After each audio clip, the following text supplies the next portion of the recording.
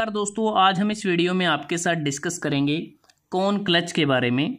Cone clutch friction clutch का ही type है और यह एक ग्रेजुअल इंगेजमेंट क्लच है और नॉन पॉजिटिव टाइप का ये क्लच है। अब बात करते हैं कि कॉन क्लच का इस्तेमाल क्यों किया जाता है। अगर हम बात करें, जो क्लच है एक प्रकार से ये मैकेनिकल डिवाइस होता है जिसका मेन कार्य होता है जो इंजन क्रैंक शाफ्ट होती है वहाँ से टॉर्क या पावर को जो ट्रांसमिशन या गियर बॉक्स की शाफ्ट होती है वहाँ तक टॉर्क को ट्रांसमिट करना। ये हमारी अलग अलग कंडीशन हो सकती हैं कि कब हमें इंजन शाफ्ट और ट्रांसमिशन शाफ्ट को आपस में एंगेजमेंट करने की ज़रूरत है और कब उसे डिसएंगेजमेंट करने की आवश्यकता होती है। अगर हम बात करते हैं क्लच जब डिसएंगेज होता है तो उस दौरान इंजन क्रैंक शाफ्ट से जो ट्रांसमिशन शाफ्ट है या गियर बॉक्स शाफ्ट है वहां पर पावर को ट्रांसमिट नहीं किया जाता। ये वो स्थिति होती हैं जब हम व्हीकल में गियर 1 से गियर 2 में शिफ्ट करते हैं या गियर 2 से 3 में शिफ्ट करते हैं, या कह सकते हैं गियर शिफ्टिंग के दौरान क्लच को डिसएंगेज रखा जाता है। व्हीकल को स्टार्ट करते समय क्लच को डिसएंगेज रखा जाता है। व्हीकल को स्टॉप करते समय या फिर आइडलिंग कंडीशन के दौरान जो क्लच है वो डिसएंगेज रहता है और उस दौरान इंजन क्रैंक शाफ्ट से ट्रांसमिशन या गियर बॉक्स शाफ्ट तक टॉर्क या पावर को ट्रांसमिट नहीं किया जाता। जो कॉन क्लच है इसका प्रयोग हम लो स्पीड पर हाई टॉर्क को ट्रांसमिट करने के लिए करते हैं, ओवरड्राइव में, साइक्लिक गियर बॉक्सेस में, synchronous unit of gear boxes के केस में। अब बात करते हैं जो कॉन क्लच है उसकी कंस्ट्रक्शन किस प्रकार से होती है। इसके नाम से ही पता चलता है। इसमें जो फ्लाईव्हील होता है, ये इंजन क्रैंक शाफ्ट है, ये फ्लाईव्हील है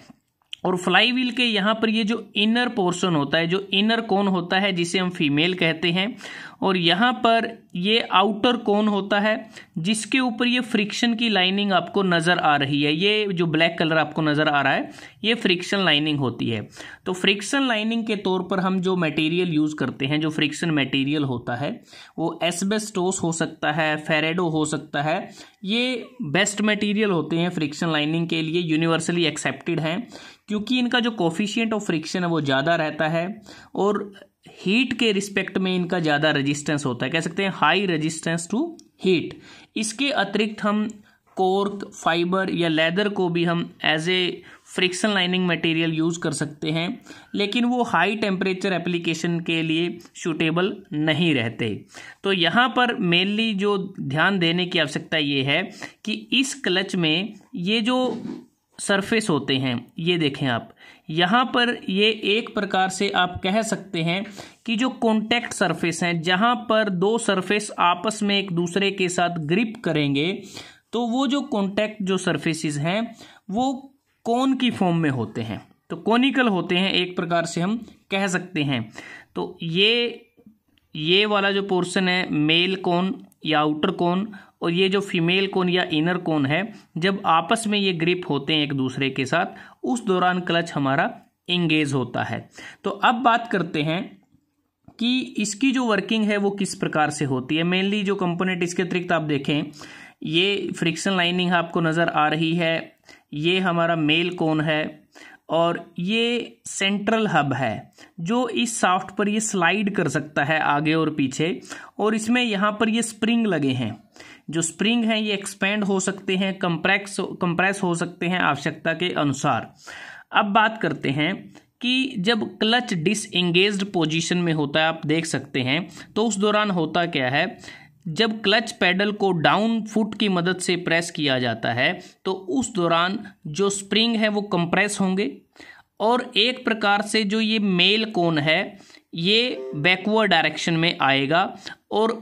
जो फ्लाईव्हील का जो फीमेल कोन है उसका इस मेल कोन के साथ डिसकनेक्शन हो जाएगा और जिससे होगा क्या, इंजन क्रैंक शाफ्ट से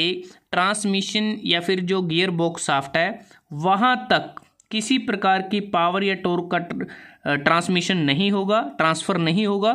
और उस दौरान सिर्फ इंजन क्रैंक शाफ्ट और फ्लाईव्हील ही रोटेट करते रहेंगे, जैसा आपको इस डायग्राम में दिख रहा है। उसके बाद बात आती है जब क्लच इंगेज्ड पोजीशन में होता है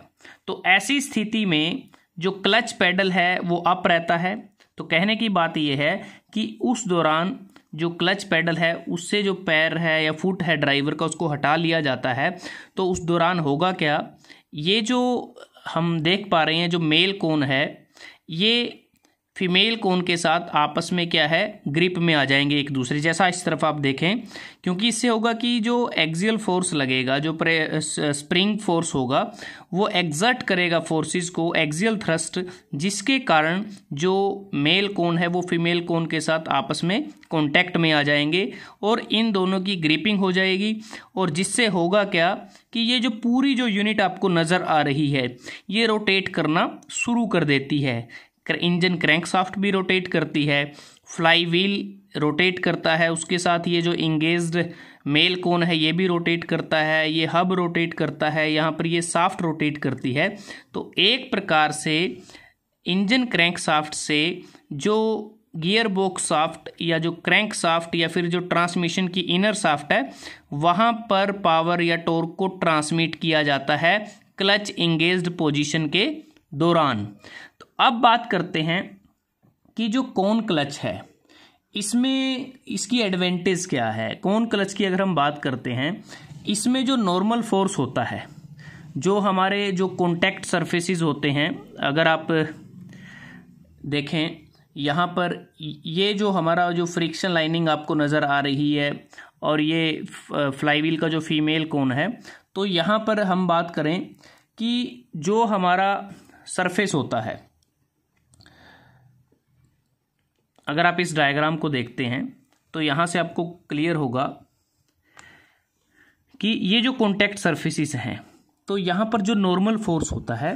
वो एक्सियल फोर्स के मुकाबले ज़्यादा होता है। तो एक प्रकार से कह सकते हैं कि कोन क्लच के केस में जो नॉर्मल फोर्सेस होते हैं कॉन्टैक्ट सरफेस पे वो इंक्रीज हो जाते हैं, बढ़ जाते हैं। क्योंकि जो सिंगल प्लेट क्लच है या जो मल्टी प्लेट क्लच है उस केस में क्या होता है, जो सिंगल प्लेट क्लच है उसमें जो नॉर्मल फोर्स होता है और जो एक्सियल फोर्स होता है वो नॉर्मली इक्वल होते हैं।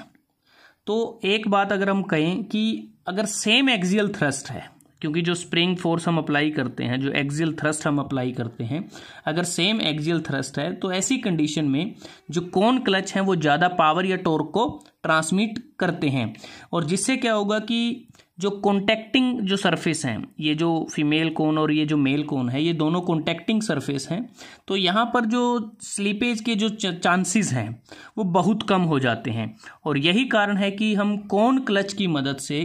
100% टॉर्क को भी ट्रांसमिट कर सकते हैं, ऐसी पॉसिबिलिटी कई बार रहती है। लेकिन यहाँ पर अगर हम बात करें, अगर जो ये आप एंगल देख पा रहे हैं, ये वाली ये लाइन और यहाँ पर एक बेस लाइन अगर हम लगाते हैं, यहाँ पर जो एंगल होता है, अगर वो एंगल हमारा सेमी कोन एंगल अगर 20 डिग्री से कम है, ऐसी स्थिति में अगर वो 20 डिग्री से कम है,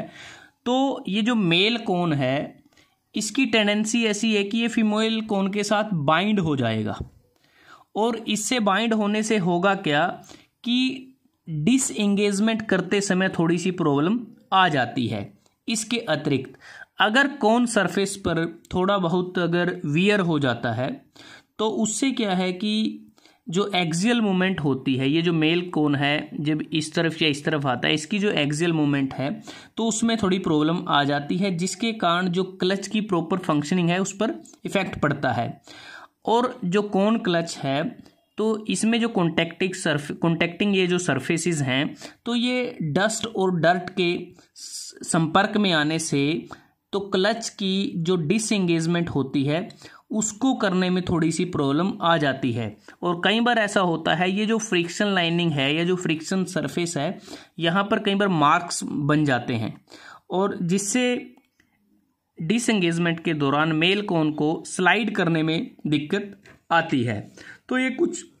प्रॉब्लम्स हैं जो कोन क्लच में रहती हैं जिसका हमें टाइमली ध्यान रखना होता है। उसके बाद अगर हम बात करते हैं जो कोन क्लच है ये आज के समय में अगर हम बात करें ज़्यादा पॉपुलर नहीं है, ज़्यादा इस्तेमाल नहीं किया जाता। तो वर्तमान समय में सिंगल प्लेट क्लच का ज़्यादा इस्तेमाल किया जाता है कोन क्लच के मुकाबले। तो दोस्तों आज हमने इस वीडियो में आपके साथ डिस्कस किया फ्रिक्शन क्लच का टाइप कौन क्लच जो एक नॉन पॉजिटिव क्लच है, ग्रेजुअल इंगेजमेंट क्लच है। अगर आपको ये वीडियो अच्छा लगा आप इसको लाइक कर सकते हैं, शेयर कर सकते हैं अपने दोस्तों के साथ, स्टूडेंट्स के साथ, और जल्द ही हाजिर होते हैं एक नए वीडियो के साथ।